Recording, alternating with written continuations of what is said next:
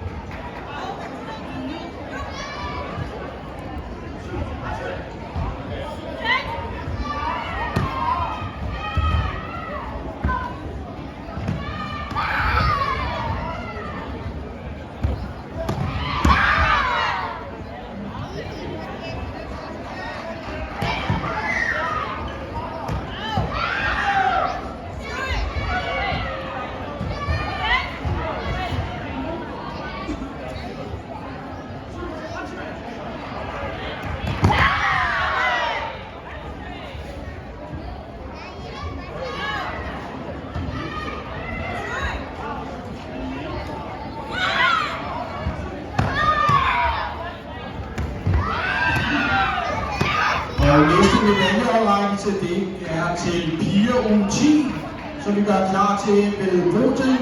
Så man må gerne trække lidt til side, så der er plads til dem, der skal have medaljer dernede.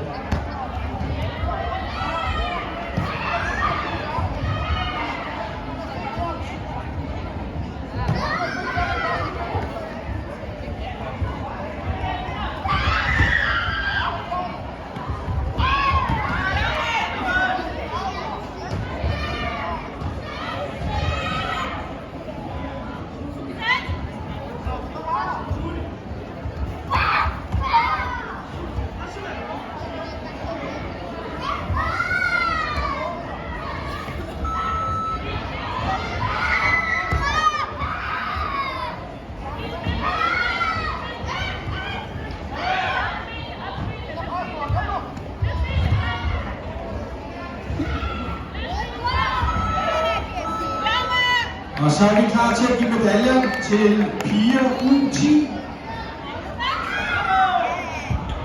Og vi skal have første bronze, det er Sofie fra Bosatsu.